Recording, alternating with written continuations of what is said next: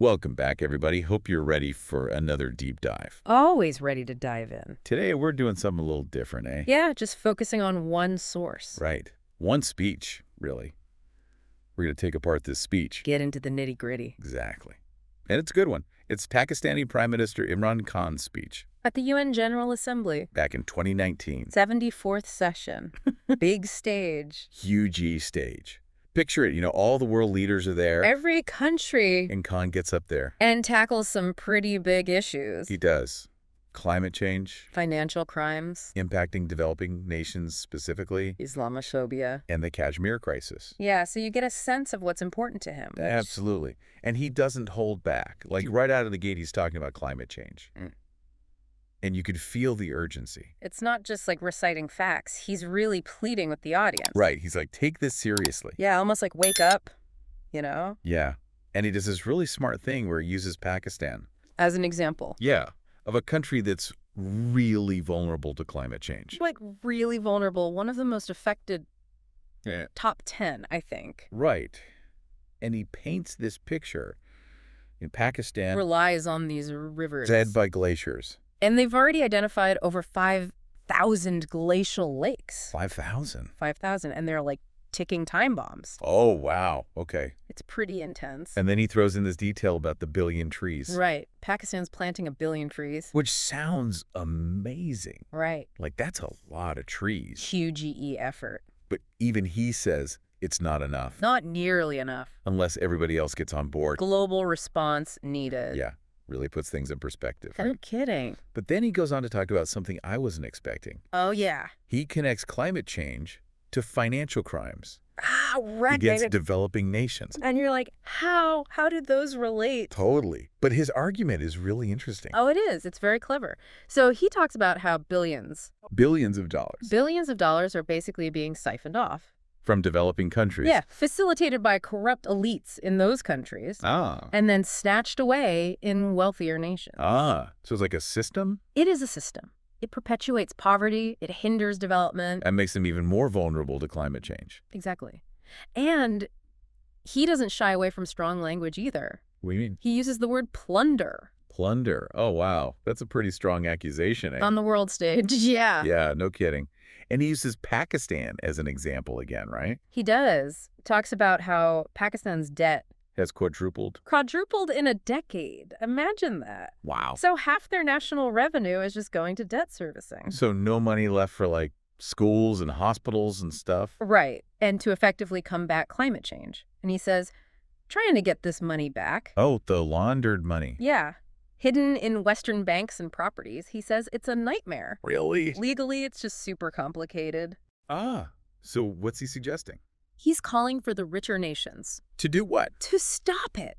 To actually, address this flow of illicit money. To step up. Big time. And he calls out some big names. Like who? The IMF, the World Bank. Really? Yeah. It's not holding back at all. Nope.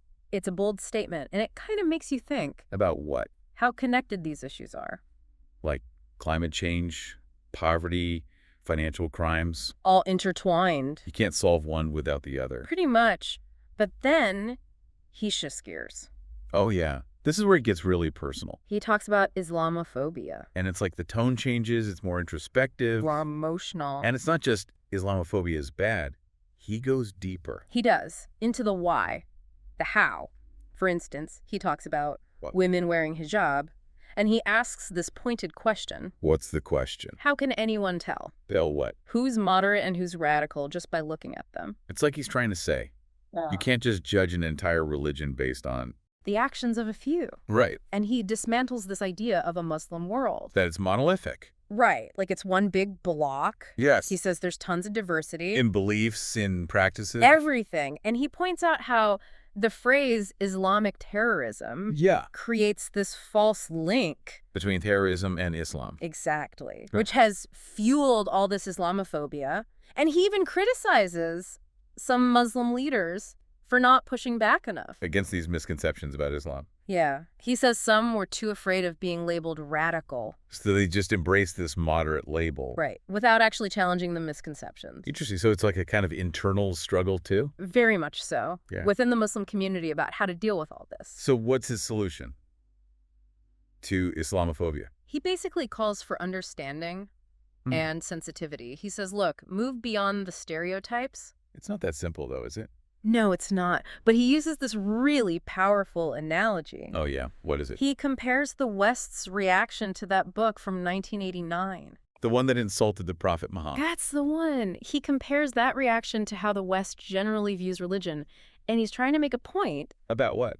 About how important the Prophet Muhammad is to Muslims. Ah, okay.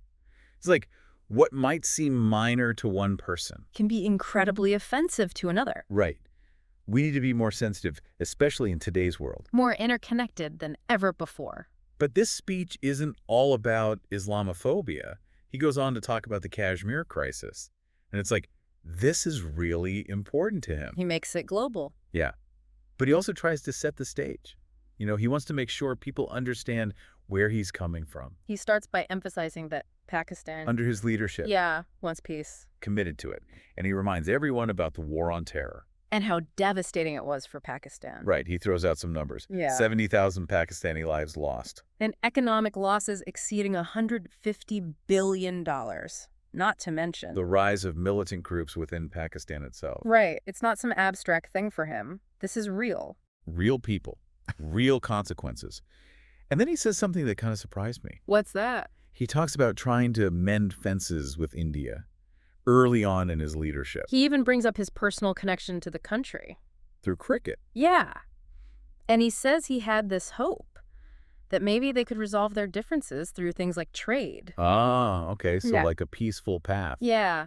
But then he goes on to explain how that all went wrong. Starting with that suicide bombing. Of an Indian convoy by a Kashmiri youth. And India immediately blamed Pakistan And he's adamant that he offered to cooperate to take action against terrorism. if they gave him proof of Pakistan's involvement. So he was trying to de-escalate.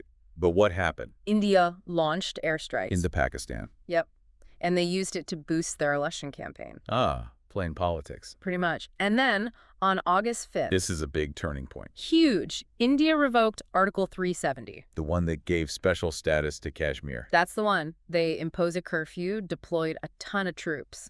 Wait, what was Article 370 again? Why was it such a big deal? Oh, it was a big deal.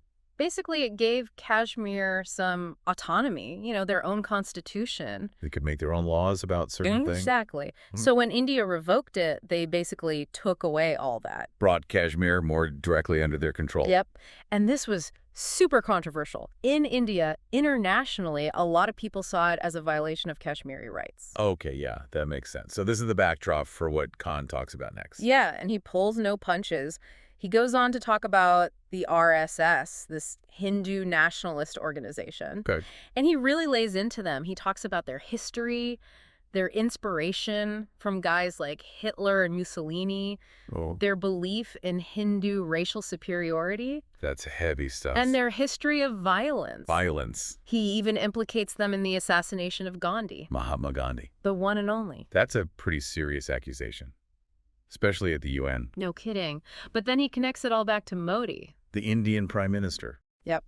Points out that Modi was a member of the RSS and even suggests he was involved in those riots back in 2002, The Gujarat riots. the ones that targeted Muslims. So he's really building this narrative. He is, and it's not a happy one. It's like he's seeing all these things: climate change, financial crimes, Islamophobia, and now Kashmir, and they're all converging into this one big, scary picture. Yeah, it's definitely getting intense.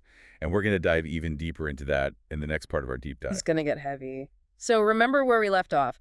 Khan had just painted this really bleak picture of Kashmir. Right. After India revoked Article 370, it sounded awful. 8 million people under curfew, 900,000 troops, reports of human rights abuses everywhere. It was like he was describing a powder keg ready to explode. Exactly. And he goes on to say that this is just the beginning. Like it's going to get worse? He's worried about a bloodbath when the curfew lifts. And not just in Kashmir. What do you mean? He's saying this anger, this resentment, it could spill over, radicalize people even further. Kashmiri Muslims, but also Indian Muslims. Yeah. And he links it back to the whole Islamophobia thing. Right, right.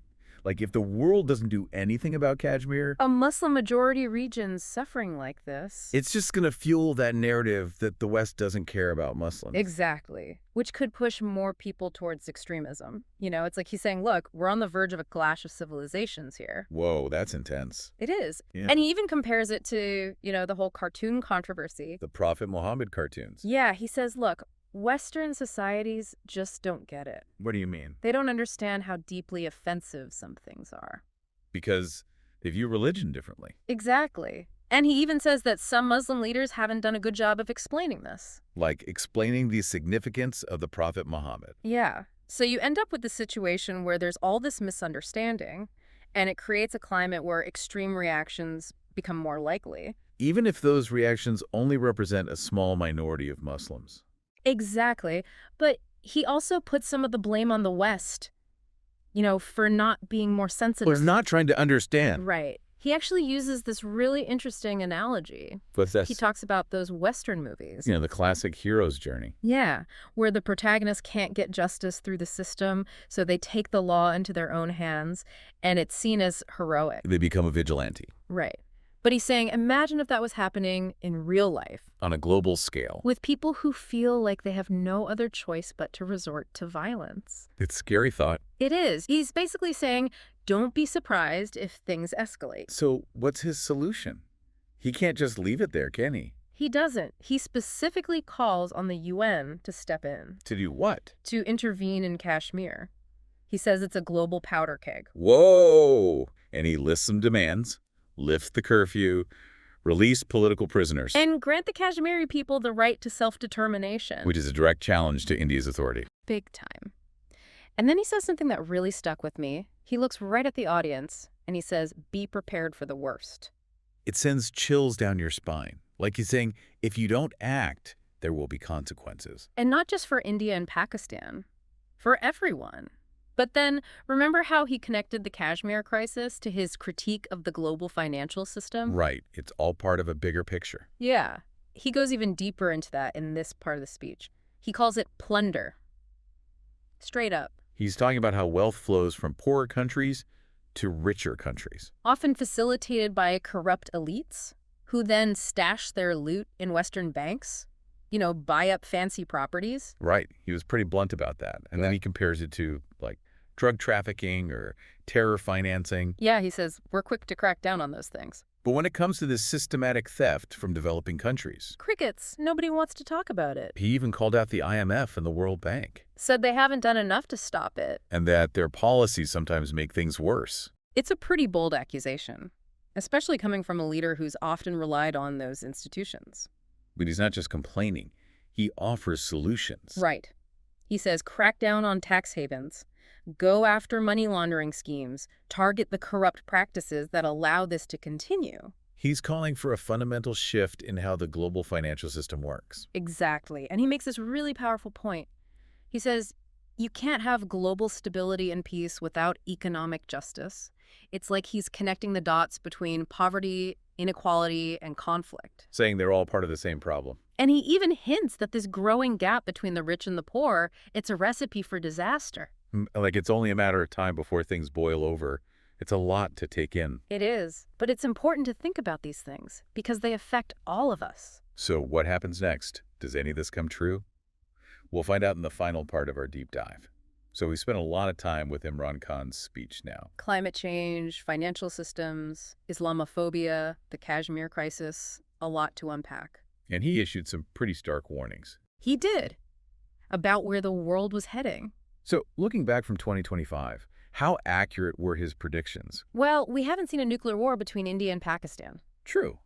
But some of the things he talked about, the underlying trends, they feel even more relevant now, don't they? The pandemic, the rise of nationalism and polarization, climate change getting worse. Yeah, it's like he was tapping into this deeper anxiety, a sense that things were out of balance. And remember, he didn't just point out problems. He talked about solutions, too.